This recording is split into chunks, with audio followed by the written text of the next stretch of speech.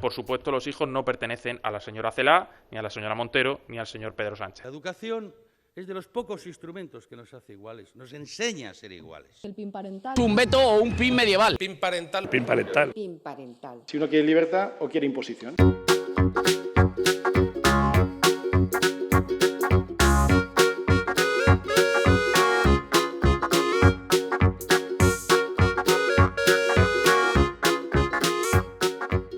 Hay una pregunta recurrente que es los tipos de identidad o de diversidad afectivo-sexual e identidad de género, porque está muy clara siempre la homosexual, pensamos en hombres gays y mujeres lesbianas, también hay personas bisexuales, a veces hay que recordarlo, y personas pansexuales, asexuales, que también están dentro del colectivo y muchas veces genera confusión saber qué tipo de identidad es esta.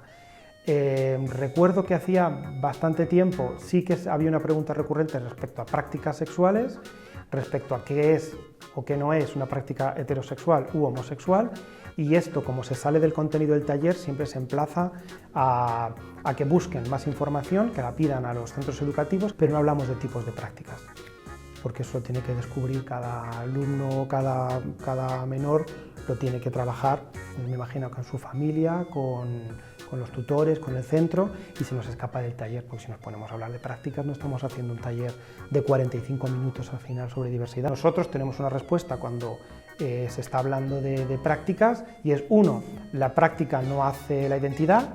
Tener una práctica sexual no te convierte automáticamente en una persona homosexual, bisexual o heterosexual.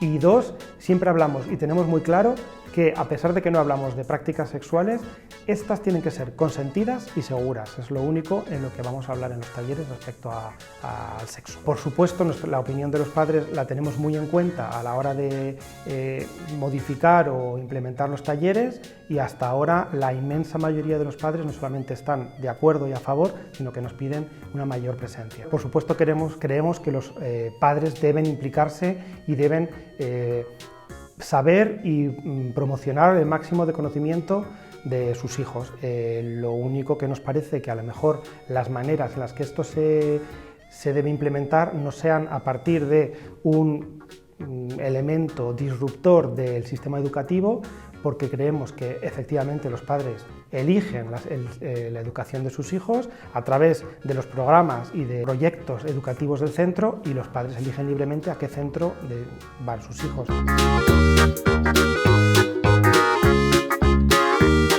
Pues efectivamente las personas trans pueden tener hijos, claro, igual que las personas cis, que son las personas que no son trans, pueden tener hijos. Muchas personas trans tienen hijos, desean tener hijos, y el hecho de ser trans no tiene por qué limitar a una persona su paternidad o maternidad.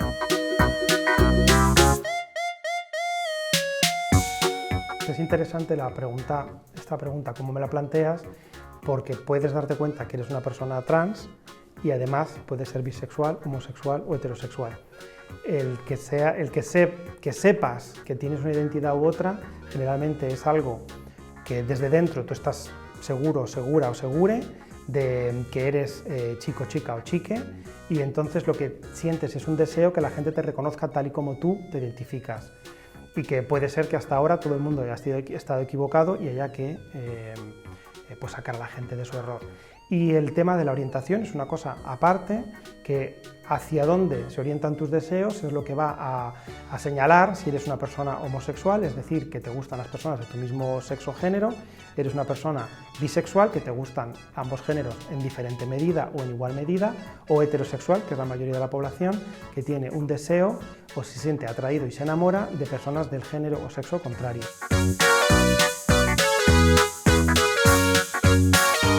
Sí, es verdad que muchas veces utilizamos el término pansexual y bisexual como sinónimos. Hay matices. A la hora de afinar un poco, podríamos pensar que las personas pansexuales no tienen en cuenta tanto el sexo y el género de las personas, de las otras personas de que se enamoran, y se sienten más atraídas hacia una persona sin definir tanto su identidad de género. Y las personas bisexuales se tiende a decir que se enamoran de hombres o de mujeres, pero a la hora de la verdad cada persona sabe exactamente su orientación, sabe exactamente lo que le atrae. Entonces, entre pan y bisexual hay muy pocas diferencias, o podríamos decir que cada diferencia sería según la persona como lo emite.